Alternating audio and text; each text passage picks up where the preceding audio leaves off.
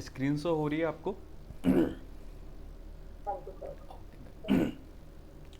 So the good morning everyone. We start our class regarding the Bharatiya Nyaya Samhita. Till now we just we cover with the what is crime and some of the definitions regarding the offense, accessory and mens rea.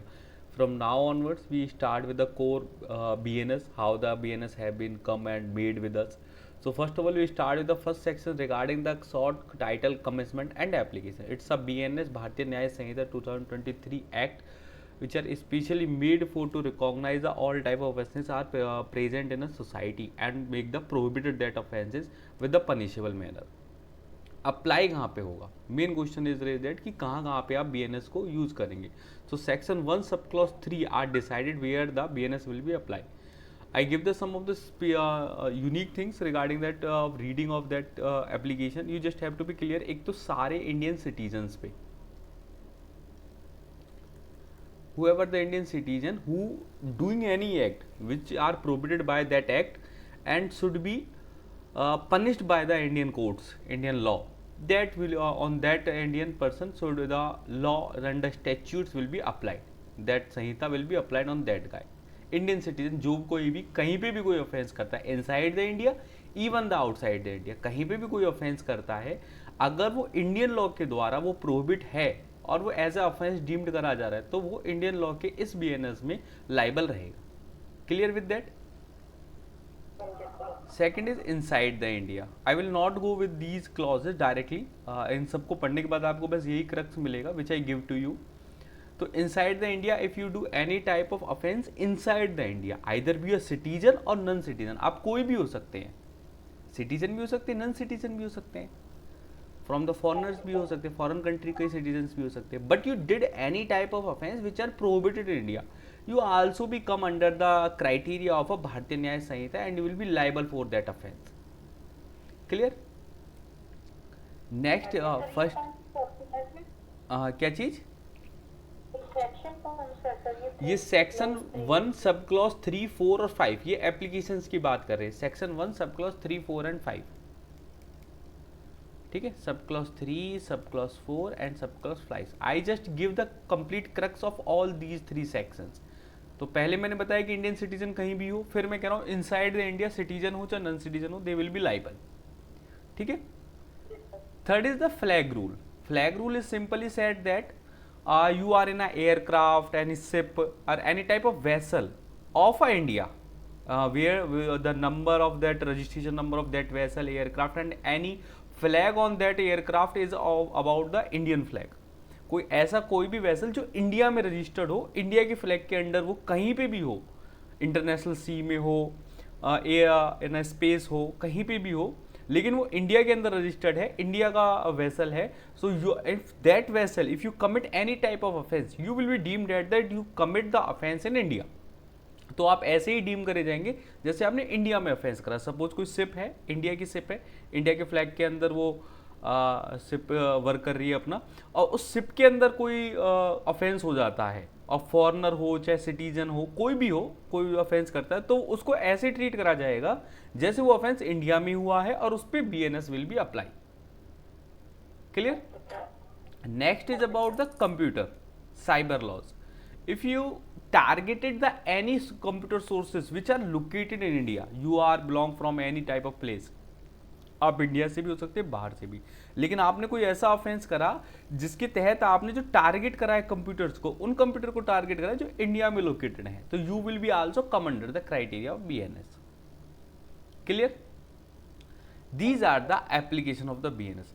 चाहे कोई Indian citizen है, India में करे offence, बाहर करे, if come under the act of a BNS he will be liable. Inside the India कोई citizen आ जाए, non citizen आ जाए, वो ऑफेंस करता है, वो उस पर लगेगा. फ्लैग रूल कोई भी वेसल है जहाँ पे जो इंडिया के फ्लैग के अंडर वर्क कर रही है, इंडिया के फ्लैग के अंदर मूव कर रही है, उस पर लगेगा. आप इंडिया के कंप्यूटर सोर्स को टारगेट करते हो, उस पर लगेगा. क्लियर?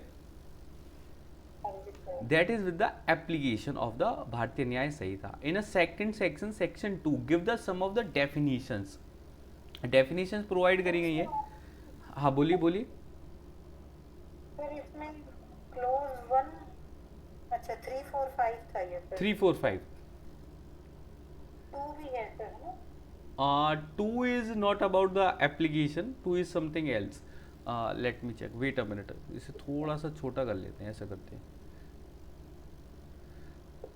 wait, हाँ ये अब इजी रहेगा, थोड़ा सा और आपको शो हो रही है screen. Two is just about the notification कि how that act to come with through the notification under a gadget of a central government. Clear? हम ठीक है. Then next is the section 2. Section 2 gives the so many definition to you. What you need to do, you have to be read every definitions. Alphabetically हैं और आपको ये sections memorise भी करने हैं. देखो जो BNS का हमारे साथ जो क्लासेस चलेगी, it's not possible that I will be go with the every section. It's not at all possible. So how much I try to be cover the maximum sections, और जहाँ पे कोर एरिया है जो वो एक defining part है उसे हम कवर करेंगे. इसके अलावा इंडेक्स आपको मेमोराइज करना है. क्लियर? तो सेक्शन 2 के सारे आपको सब क्लॉसेस एक बार पढ़ने हैं और एक नंबर वाइज मेमोराइज करने हैं. ठीक है?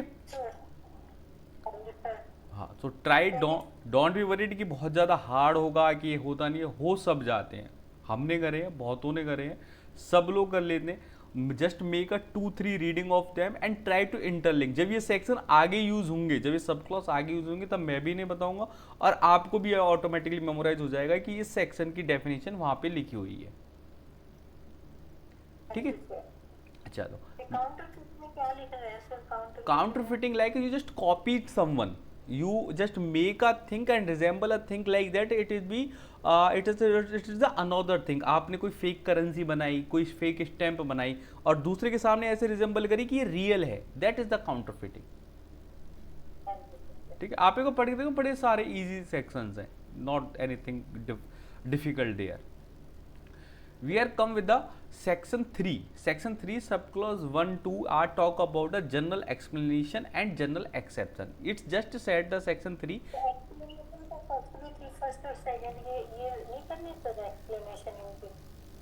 Sorry, जो रिक्वायर्ड होगा मैं आपको बता दूंगा, डोंट बी वरीड. जो रिक्वायर्ड होगा, देखो पढ़ने सारे हैं एक बार, ऐसा नहीं कि कोई सेक्शन आपको छोड़ना है, मैंने नहीं कराया. तो आपको सारे पढ़ने, जो मोस्ट इंपोर्टेंट वाला क्राइटेरिया होगा मैं वो कवर करता चलूंगा. ठीक है, चल. अब उसके बाद हमने क्या करना है? सॉरी, अब आप कौन सा करवा रहे थे? अब मैं करा रहा हूँ सेक्शन 3 सब क्लॉज 1. ठीक है, Section 3 subclause 1 and 2 is about general explanation and general exception. This section is said that whatever the general explanation are provided in section 2, जो section 2 में हमें सारी explanation दी गई हैं, वो same explanation जब भी आगे future में use होंगी वो ही use करी जाएंगी, not anyone else. Clear? कोई और explanation जो कोई literal meaning है उसको आप use नहीं करेंगे. अगर जैसे कोई word offense है, offense आपका यहाँ पे define करा हुआ है section 2 में, तो आगे अगर कहीं ऑफेंस वर्ड यूज होता है तो you will take the definition from the section 2, not any other else. ठीक है. Second thing is about the general exception. After this there is another chapter, that is the general exception. General exception में कुछ exceptions बताई गई हैं. That exceptions are deal with the every offences. अब हर offence के साथ वो एक्सेप्शन तो लिखी नहीं जा सकती, एक्ट बहुत बड़ा हो जाता. तो इन्होंने क्या करा है कि एक जी के सारी जनरल एक्सेप्शन लिख दी हैं और ये जनरल एक्सेप्शन हर सेक्शन के साथ यूज होंगी. और these general exception are give the complete immunity. अगर कोई ऑफेंस आपने करा और आप उस एज अक्यूज्ड उसमें जनरल एक्सेप्शन प्रूव कर देते हो कि I did that offence because of that exceptions, मैंने इन एक्सेप्शन की वजह से ऑफेंस करा था, then you get the complete immunity. तो आपको कोई सजा नहीं मिलेगी, बाइज्जत बरी होंगे. ठीक है, ऐसा नहीं कि कम सजा मिलेगी, ज्यादा मिलेगी, court think about it, not think about it, not at all. Exceptions आपने प्रूव करे, you will be liable to be free with from the court, free from all type of trials and all type of charges. Clear? That is with the general exception. Directly we are go with the section 14. What's the general exceptions are there? Section 14, chapter 3, that is the section 14. I tell you section 14 to section 44. These are the sections are deal with the general exceptions. They are provided the exceptions which are used in all type of offenses. we are go with the first section 14, 15 and 16. Clear? Section 14, 15 and 16, and somehow there is a 17. They 14 is says about the mistake of fact. दो चीजें होती है देखो, mistake of fact हो सकता है और mistake of law हो सकता है कि you are not aware about the facts. It can be a exception. आपने कोई ऑफेंस कर दिया बिकॉज आपको फैक्चुअल नॉलेज नहीं थी, आप कुछ करना कुछ और चाहते थे, हो कुछ और गया, because you are not factually correct. There is a no offence at all.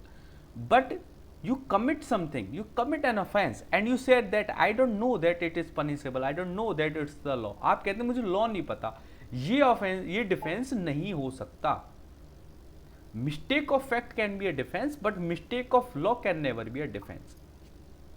Clear? उसमें आप ये क्लॉज नहीं ले सकते कि जी मुझे नहीं पता था, because you if you are the citizen of India and you get the all privileges as a Indian citizen, you have to be aware about the law of India.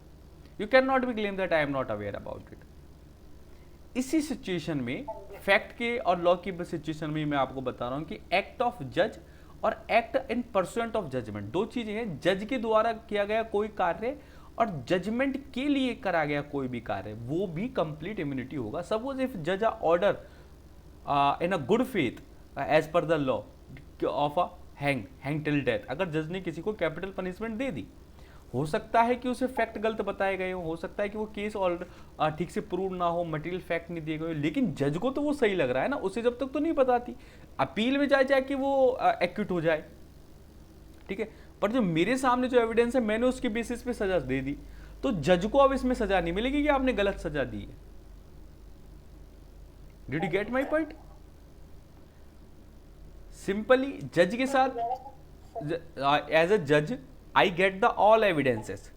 मैंने सारे एविडेंस और सारी तथ्यों को सुना और उसके बाद मैंने किसी व्यक्ति को सजा सुना दी.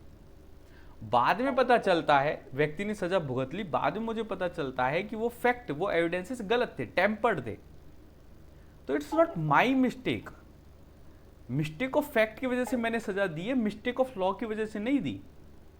फैक्चुअल चीज गलत थी, ठीक, तो जज को उसमें कोई सजा नहीं मिलेगी. It's also be immunity. Judgement की परसुएंट में अगर आप कोई एक्ट करते हैं, section 16 is about pursuant of judgement, कि सपोज कोई जजमेंट आई और एज अ जज, सपोज कि मैंने एक जज एज अ जज ऑर्डर दिया for a capital punishment hang till death. अब जो व्यक्ति है उसको क्या बोलते हैं, जो जल्लाद बोलते हैं, जिससे जो ये वर्क करता है, अब वो आदमी उसको पनिशमेंट दे देता है, तो उसे भी कोई लायबिलिटी नहीं मिलेगी, वो भी कोई ऑफेंस नहीं है, क्योंकि उसने जजमेंट के परसुएंट में ये एक्ट करा है. ठीक है, जजमेंट को फुलफिल करने के लिए. Simple is that. Clear? That is the 15, 16 and 17 simply said that the mistake of law can never be a defence. Clear? Okay. Now we come with the section 18. If you remember, we discuss about the mens rea, that anything is done without the guilty intention cannot be treated as an offense. Actus non facit reum nisi mens rea, ये doctrine थी. That is come from the section 18 also. कि anything is done because of accident and misfortune और without any criminal intention. दो बात कही है, एक तो कोई काम हुआ हो एक्सीडेंटली हुआ है या मिसफॉर्च्यून दुर्भाग्यवश हुआ है. एंड मतलब ये बात भी जरूरी है, एक तो ये प्रूव करना है कि एक्सीडेंट है, दूसरी ये प्रूव करना है कि कोई क्रिमिनल इंटेंशन नॉलेज नहीं थी ये काम करने के लिए. So that will be also be deemed as a defence. Accidentally कोई चीज होगी हो, you are not aware about it, you have not have an intention about it, then you cannot be liable for that act. Clear? On another thing, section 19 is said that somehow different thing to cure a big harm. If you do something a less harm, it can be also be taken as a defense. Necessity का ground है यहाँ पे कि अगर कोई बहुत बड़ी घटना घटित होने वाली है और उस बड़े हार्म को बचाने के लिए अगर आपको कोई छोटा हार्म देना पड़ रहा है, छोटी इंजरी देनी पड़ रही है, then you can do it. Clear? Necessity of the circumstances पे. सपोज आप you drive a car, simply अब सामने आप कार ड्राइव कर रहे हैं, दैट इज द कार, ठीक है, आप कार ड्राइव कर रहे हैं, अब सामने सपोज करो कि यहाँ पे बहुत सारे बच्चे हैं, आपकी ब्रेक फेल हो चुकी है, तो बहुत so many childrens are there, और यहाँ पे एक बच्चा खड़ा है. आपने इधर की तरफ काटोगे या कार को, या इधर की तरफ, आप मतलब दो ही रास्ते हैं, दोनों में से एक तरफ आपको मोड़नी पड़ेगी, किधर मोड़ेंगे? ऑब्वियसली इधर मोड़ेंगे, बिकॉज नेसेसिटी है, you have to be choose something, you will be not liable to kill that guy because it's a requirement, आप इंटेंशनली नहीं कर रहे, एक्सीडेंट है, और उस एक्सीडेंट में भी आपको एक चीज चूज करनी पड़ रही है। अब ये नहीं कह सकते कि जी इधर क्यों नहीं ली, इधर ज्यादा हार्म होता, big harm will be cause, and all these thing is a question of fact. ये सारी सर्कमस्टांशियल चीजें हैं, फैक्चुअल चीजें हैं, whatever the fact are available, how will be acknowledge the risk, how will be examine the risk. अब risk कैसे examine होता है, आप क्या सोचते हो उस समय, ये आपका सब्जेक्टिव क्वेश्चन है, clear, but it's a necessity of a time, that's why you did that, otherwise you neither have an intention nor you have any type of knowledge, clear? चलो, that is done with the offense regarding two of a thing we cover, that mistake of fact, clear, then we did the accident, and then necessity. Now we come with the concept of age in simply section 20, 21 and 22 also, no, only 20 and 21, doli in capex, that is called in a Latin doctrine doli in capex.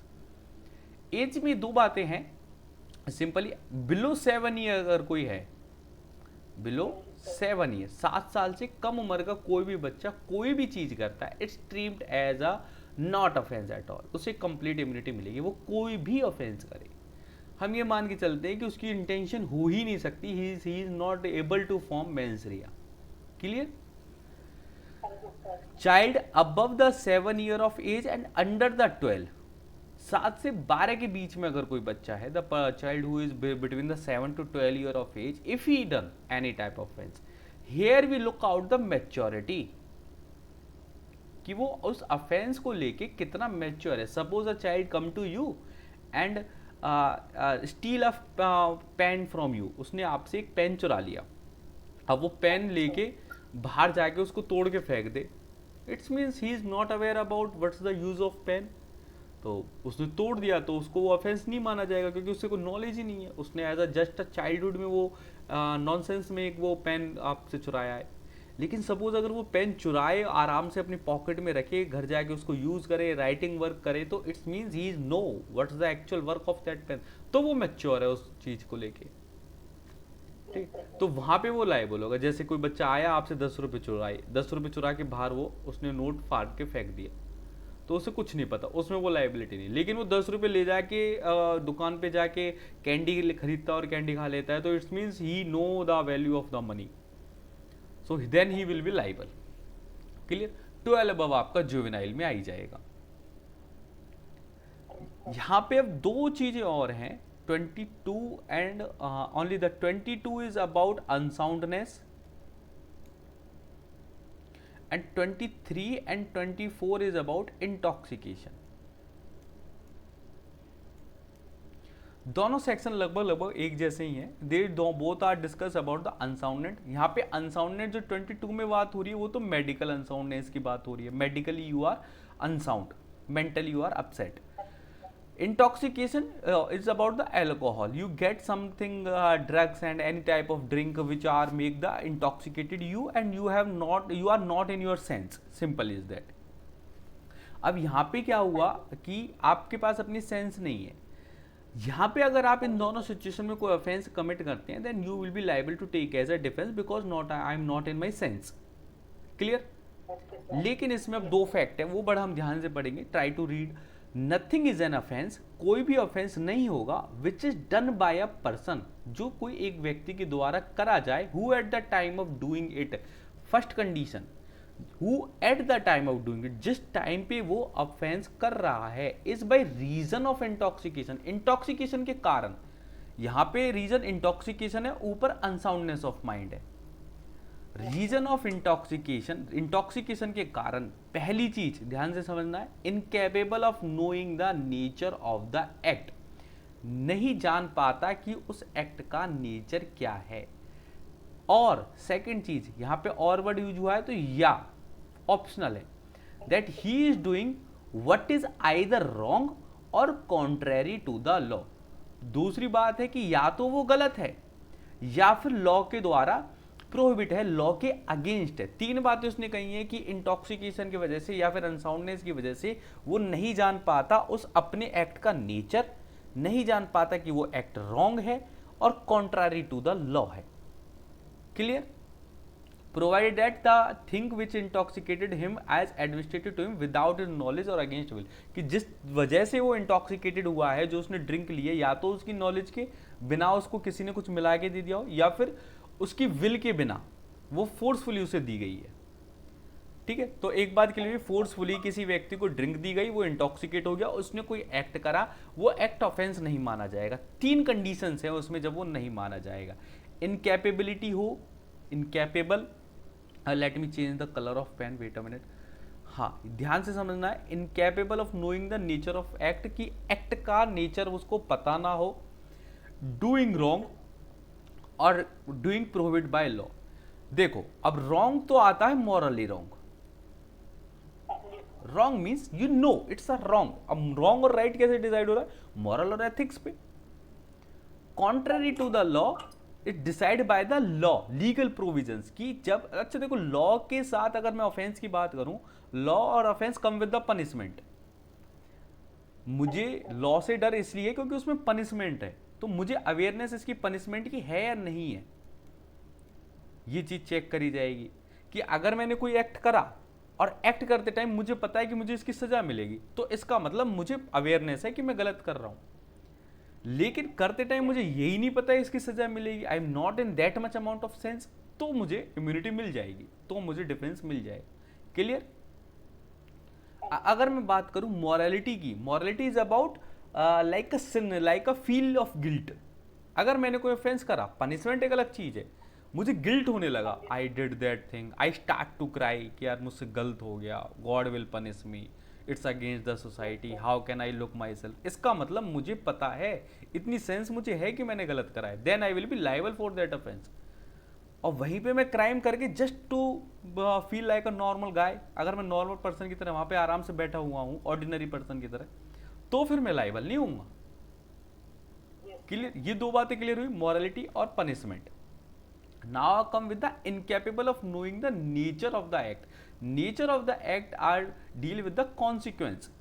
कि जो आपने act करा, आई am not aware about the what kind of act I am doing, इसके क्या consequences होंगे, क्या इसके effect होंगे, मुझे आइडिया ही नहीं है। मैं इतनी सेंस में ही नहीं हूं कि मेरे इस एक्ट से क्या प्रभाव आ सकता है। ये तीन बातें हैं। क्लियर? यहां पे अब एक क्वेश्चन ये रेज हुआ कि अब यहाँ पे देखो, यहाँ पे भी हमने और वर्ड यूज करा है और इन दोनों के बीच में भी और वर्ड यूज करा है। तो अब हमेशा से क्वेश्चन ये क्रिएट होता है कि क्या इन तीनों में से एक चीज प्रूव करनी है, तीनों ही प्रूव करनी है। The question is raise that, क्योंकि और की इंटरप्रिटेशन तो हमेशा यही होती है कि भाई तीनों में से कोई एक चीज प्रूव कर दो। इज इट और नॉट? और की तो इंटरप्रिटेशन यही है कि तीनों में से कोई एक चीज प्रूव कर दो।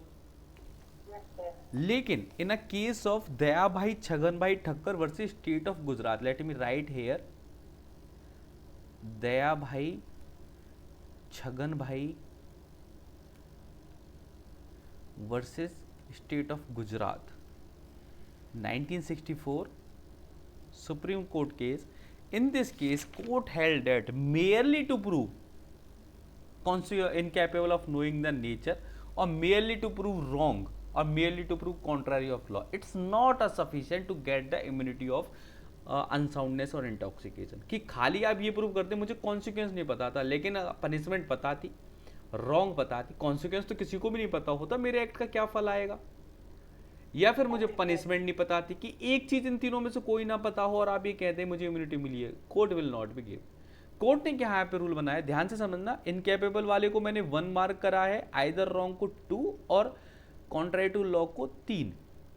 तो उन्होंने कहा है कि जो इनकेपेबल वाला है, फर्स्ट वाला, incapable to knowing the nature of act, वो तो सब में प्रूव करना है, वो तो सबसे पहले प्रूव होगा ही होगा।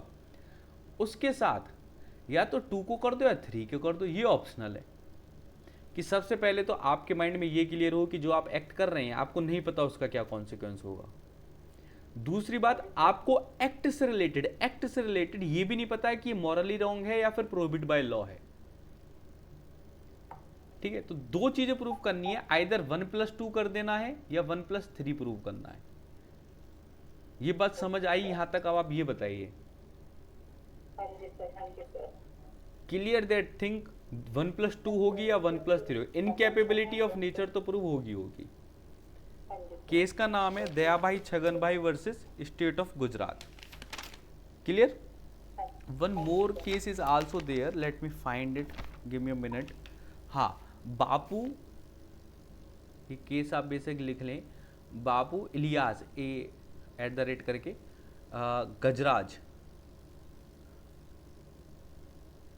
गजराज Singh versus state of Rajasthan, 2007 supreme court का ये केस है। इन दोनों केसेस में ये बात हेल्ड करी गई कि 1+2 या 1+3 आपको प्रूव करना है, मेयरली इन तीनों में से कोई एक चीज प्रूव नहीं करनी। और यहाँ पे जो बार बार वर्ड आइदर और जो है ना, इसको एंड की तरह ट्रीट करेंगे हम, ठीक है, एंड की तरह इंटरप्रिटेट करेंगे। Clear till now? सर दोबारा बताओ सर। मतलब ये केस का नाम है, और ये जो यहाँ पे और वर्ड यूज करा है ना, देखो और का, if you remember I tell you if the word or use, तो वहां पे ऑप्शन की बात होती है, या तो ये या तो ये। अब यहाँ पे इन्होंने वर्ड यूज करा है एक्ट में और, लेकिन इस केस में ये हेल्ड कर दिया गया है कि इस और को हम एंड ट्रीट करेंगे। इंटरप्रिटेशन ऑफ लॉ, ये इंटरप्रिटेशन ऑफ स्टैट्यूट्स है, क्योंकि यहाँ पे हमें इंटेंशन देखनी है ऑब्जेक्ट की इंटेंशन सेटिस्फाइड नहीं हो रही, क्योंकि मेयरली तो एक चीज तो प्रूव हो ही जाएगी। अगर आप एक बात और देखो, अगर मैं इन तीनों को मेयरली प्रूव कर दूं और मैं किसी में कॉन्ट्रैरी टू लॉ कर दूं कि जी मैंने कोई चीज ऑफेंस करी पर मुझे पता नहीं था ये ऑफेंस है, मुझे तो पता ही नहीं है प्रोहिबिट बाय लॉ है, तो भैया वो तो फिर जो मैंने अभी पीछे प्रोविजंस पढ़े थे कि mistake of law can not be defence, उसके अगेंस्ट नहीं होगी ये बात, यस सर, है ना? Yes sir. तो उसकी इंटरप्रिटेशन के लिए हमने कहा कि ये एंड है और नहीं है, तो इसके साथ एक चीज और प्रूव करें कि आपको अपने एक्ट का नेचर ही नहीं पता था। क्लियर? हाँ जी सर। चल, that is about 22 and 23, 24. 22 is only about the unsoundness, legal unsoundness, or 23 and 24 is about the you did the thing because of the intoxication. Clear? Yes sir. चल, now we come with the 25. No, 26 पे आते हैं अब हम। 26 is about the consent. When you give the consent to do any type of act, I give myself to do the consent any type of act, then I cannot be claim if anything wrong occurred with me. अगर मैंने अपने willfully intention से कोई consent दे दिए, suppose जैसे कई बार होता है ना कि आप वो बंजी जंपिंग टाइप करते हैं या फिर वो पैरालाइडिंग करते हैं, तो वो उन पे एक फॉर्म भरवा लेते हैं कि if anything wrong you will be liable yourself.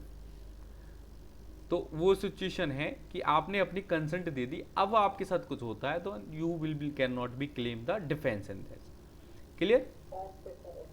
26 and 27 is completely about that.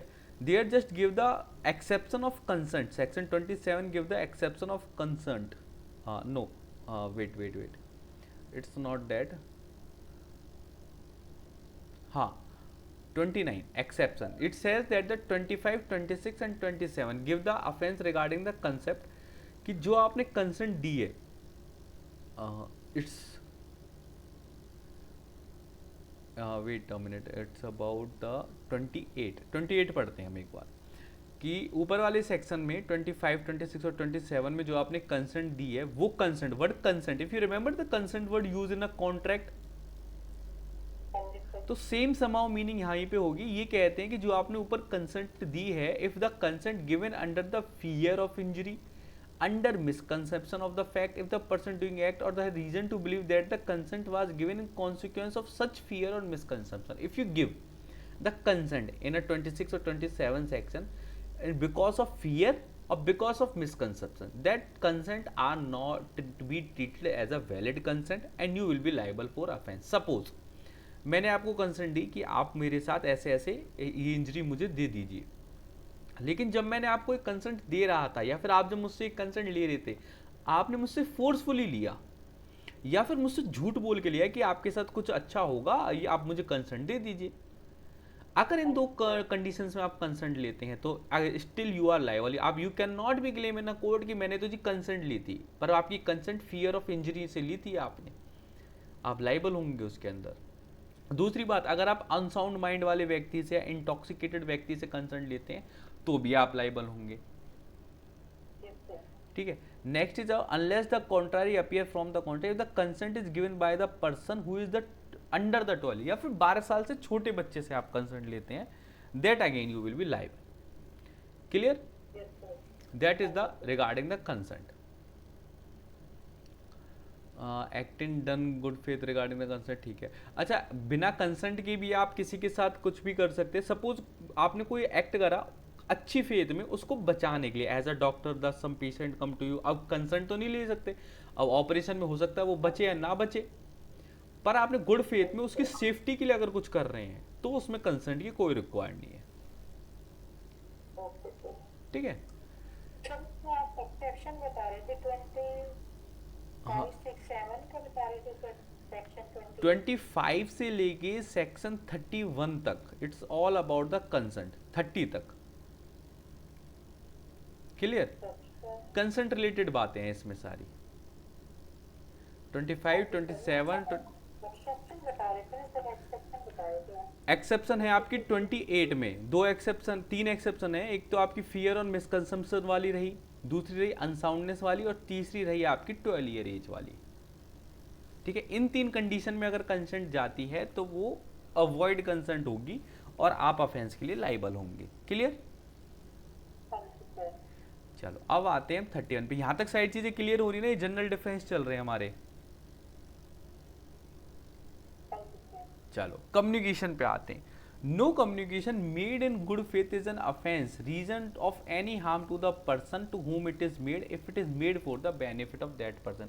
कोई भी ऐसी बातचीत जो व्यक्ति के अच्छे के लिए करी गई है और कोई ऐसी इंटेंशन नहीं थी उसे हार्म पहुंचाने की, लेकिन फिर भी उसे हार्म पहुंच गया, you will not be liable. As a doctor suppose आपने किसी को एडवाइस करा कि आपको कैंसर है, आप ये कीजिए, या फिर कुछ भी उसकी बीमारी के बारे में उससे बताया या कोई इन्फॉर्मेशन दी, या फिर एज अ वेल विशर आपने किसी को कोई इन्फॉर्मेशन दी। Suppose you give the information to someone that you are some known has been died, कि आप उसके किसी के मरने की सूचना हमने किसी को दी, उससे उस सदमे से वो व्यक्ति मर गया, तो वो गुड फेथ की कम्युनिकेशन है, आप उसके लिए लायबल नहीं होंगे। क्लियर? अगला है बड़ा अच्छा ऑफेंस है, एक अच्छा डिफेंस है 32 कि if you do anything in a compulsion, किसी कंपल्सन में आपने कोई काम करा। ये क्या कहता है, ध्यान सेक्शन पढ़ेंगे। Except murder and offence against the state punishable with that and nothing. पहली बात इसने कही है यहाँ तक कि एक तो मर्डर के ऑफेंस को छोड़ के, और ऐसा कोई ऑफेंस जो स्टेट के अगेंस्ट है, सरकार के अगेंस्ट ऑफेंस है जिसमें डेथ तक की सजा है, उन ऑफेंसेस को छोड़ के नथिंग इज एन ऑफेंस। इसके अलावा कोई और भी ऑफेंस आपने करा which is done by a person who compel to do it, जो आपने किसी के कंपल्सन में करा, थ्रेट में, at the time of doing, जिस टाइम आप कर रहे थे उस टाइम के आपके ऊपर थ्रेट था, reasonably cause the apprehension that instant death of the person will otherwise to be in a consequence. वो ये कहता है कि जब आपने कोई भी ऑफेंस करा किसी थ्रेट में या फिर इंस्टेंट डेथ के थ्रेट में, कि या तो आपको या फिर किसी भी व्यक्ति को, आपका नोन हो सकता है, किन्स हो सकता है, रिलेटिव हो सकता है, स्पाउस होता है, उसे मार देगा इंस्टेंटली। ऐसे नहीं कि मैं कॉल करके कह रहा हूँ कि वो काम कर देना, एक नहीं एक दिन में तुम्हारे रिलेटिव को मार दूंगा, ऐसे नहीं। ऐसा होना चाहिए कि अभी कर देना, अभी मार दूंगा, मेरे साथ है ये। इंस्टेंट थ्रेट अगर आपके ऊपर है और फिर आप कोई ऑफेंस करते हैं तो आपको कंप्लीट इम्यूनिटी मिलेगी। लेकिन ये ध्यान रखें कि आप उस थ्रेट में भी किसी का मर्डर नहीं कर सकते और देश के खिलाफ ऐसा कोई ऑफेंस नहीं कर सकते जिसमें आपको डेथ पेनल्टी की सजा हो। ठीक है, सिंपल इज लाइक दैट कि अपने को बचाने के लिए दूसरों को नहीं मार सकते। ठीक है। अगली कंडीशन बड़ी ध्यान समझना कि provided that the person doing the act did not of his own accord or have a reasonable apprehension of the harm himself sort of instant of death place himself in the situation by which he become the subject or to such constraint।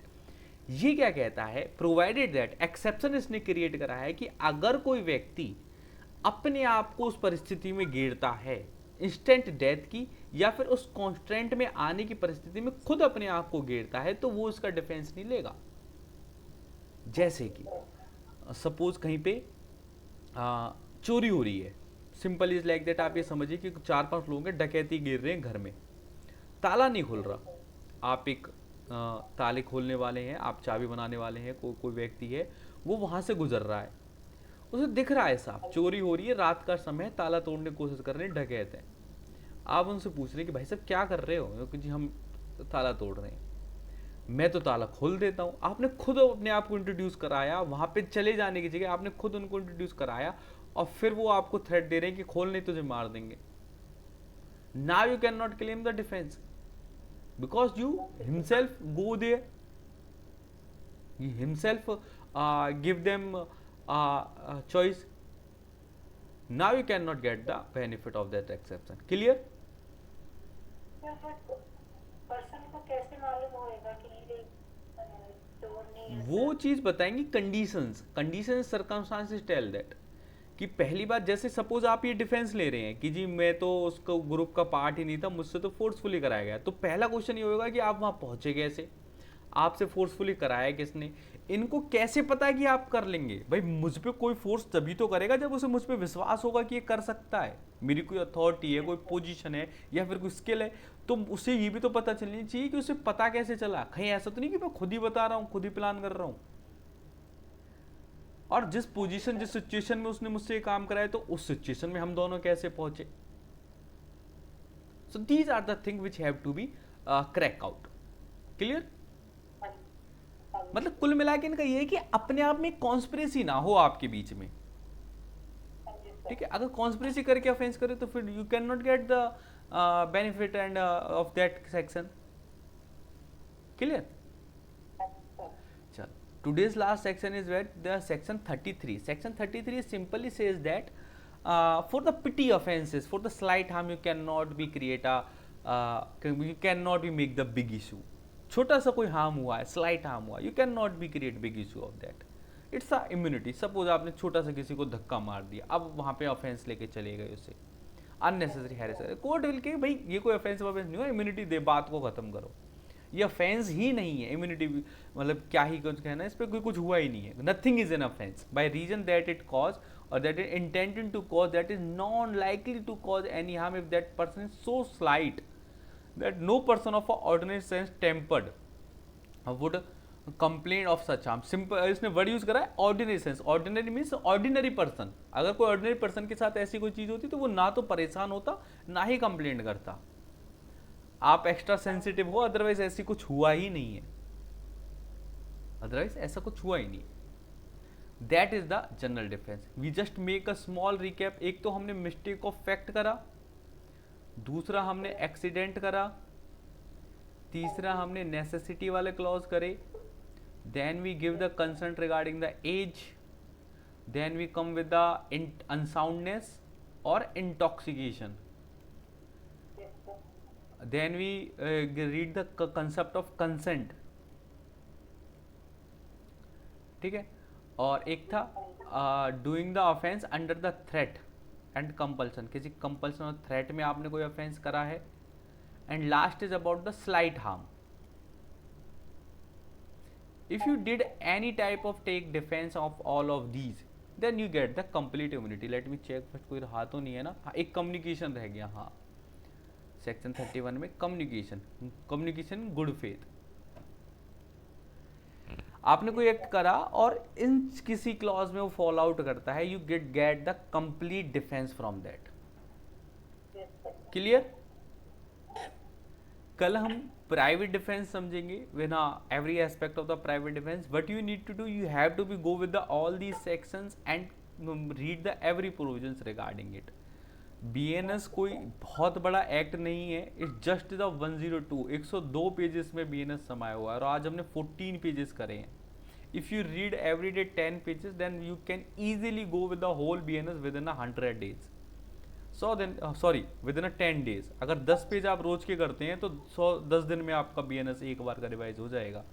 एक महीने में 3 बार revise कर लीजिए, net के लिए you will be ready for it. ठीक है, को बहुत बड़ी चीज नहीं है, छोटा सा एक्ट है, गो विद दैट। ओके, चलो, any doubt anyone else? Okay then bye.